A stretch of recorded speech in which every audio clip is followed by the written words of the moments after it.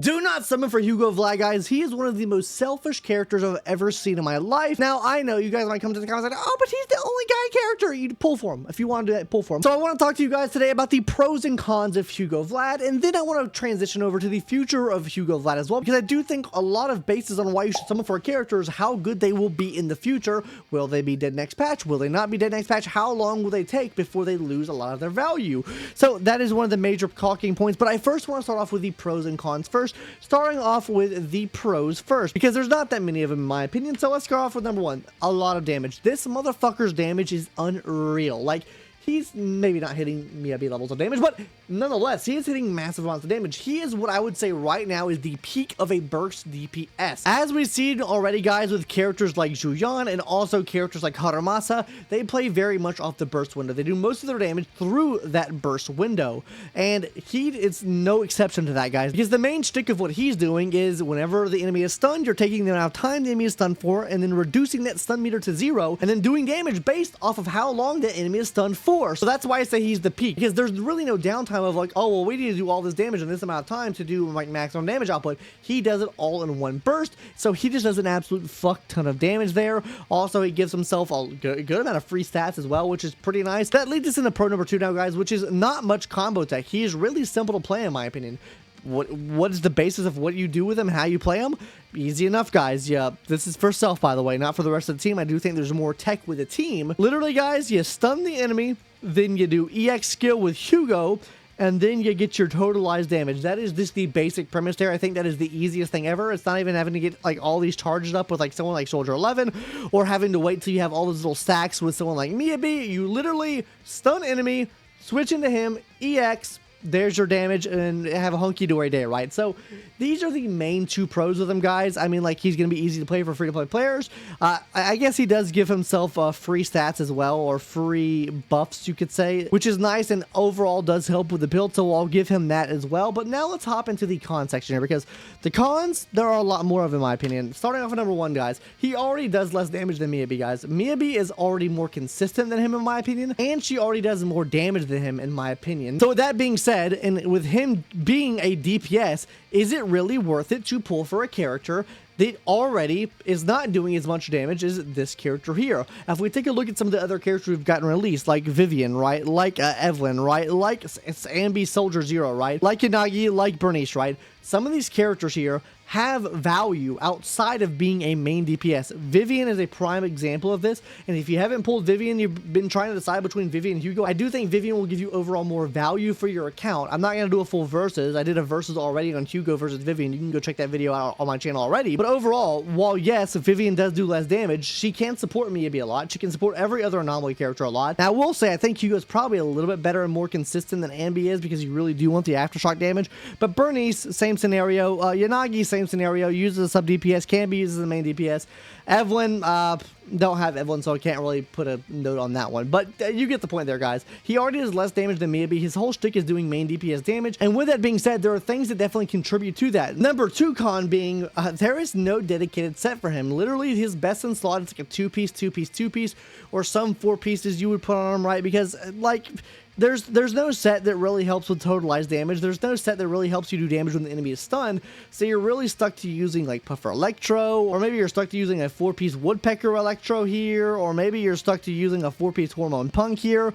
Like, there's no really best in slot set for him, which really drags him down a lot. And that leads us into number 3 now. There's no really good free-to-play option W engines either. Like, his best in slot W engine that you can use on him, guys, are going to be all signature W engines. Like, those are miles ahead of what any free-to-play W engine can do. Ellen Joe's W engine works on him, gives him crit rate, gives him damage increase, so like this can work here. Obviously his signature can work, Brimstone can work here, which is a 5-star W engine or S rank W engine. Oh, what do you know, Cannon Rotor, the only other W engine that gives crit right here, you can use that one there on him too. And then maybe if you wanted to use Mark Hotter Desire, which if you don't have Mark Hotter Desire, you haven't done the event yet, you won't have this free to play W engine here. So overall, the free-to-play options that you're realistically working with is Starlight Engine, Street Superstar, and Novi Lunar, the B rank, that literally gives you 16% extra crit right here, and then also gives you extra energy when using EX special attacks. So overall, not many free-to-play options, very down bad. So while yes, if you're a free-to-play player or new player coming to the game, or just a casual player, He does give himself free crit rate, free crit damage. I'm not holding that against him. I think he's fine in that aspect. I just think his W engines are pretty bleak. His sets are pretty bleak. These are things that can be improved upon, which we'll talk about in the future proof section after this. And then finally, you really do need 2 stun characters with buffs.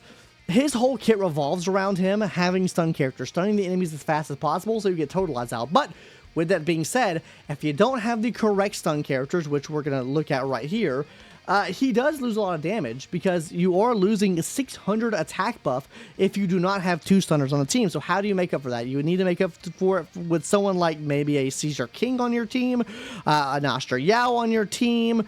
Nicole will give you defense shred, which can help make up for it. Shokaku can help make up for it too. So there are some free play options here, but overall, you are going to be losing the extra break capabilities that other characters may provide. For example, if you're running a team with Lighter and Lycon here, what you're getting from this team is you have your consistent breaker here, and then with Lighter here, you're getting a lot of buffs to his overall damage, so he's kind of acting like a pseudo breaker. You can swap into him, help with the breaking, but he's your main source of breaking. With other teams, you really need a main breaker on those teams. So if you were wanting to run something like a Shokaku, Nicole, or Caesar on the team here, you need a dedicated breaker. Poleta doesn't fill that job. Ambi really doesn't fill that job. Polkra doesn't really fill that job. The only people that fill that job, I would say, is probably Chingy and Lycon.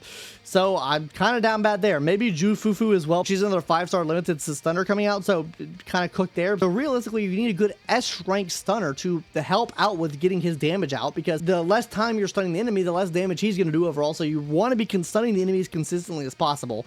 So that's why I say yes, even when you have some of these characters, you need a good stunner on your account as well, and there's no real good free-to-play option for that right now. Don't cope with me and tell me Polkra is going to fucking carry the way of the team with the breaking. You're absolutely out of your mind. She's good. Not saying she's not.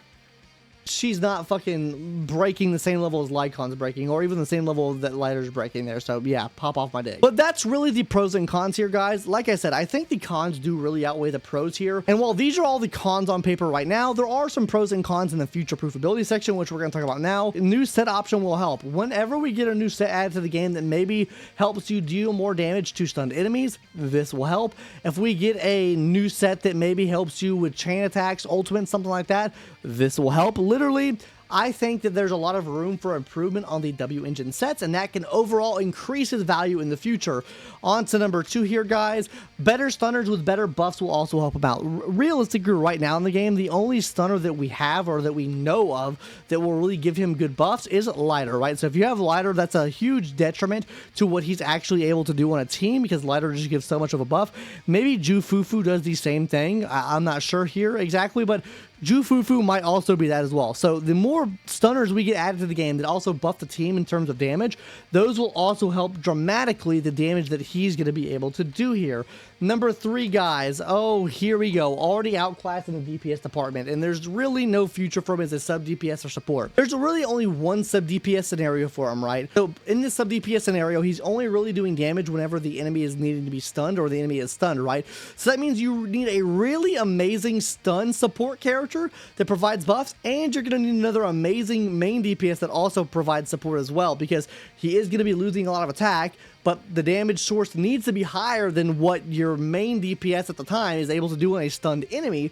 So you do need to be able to buff him up so that his damage does outweigh that of your main DPS. That's why I say he really doesn't have a future as a sub DPS, because he does need a lot to really make him that role. Well, if we go back to this list here, guys, Bernice has a future as a sub DPS.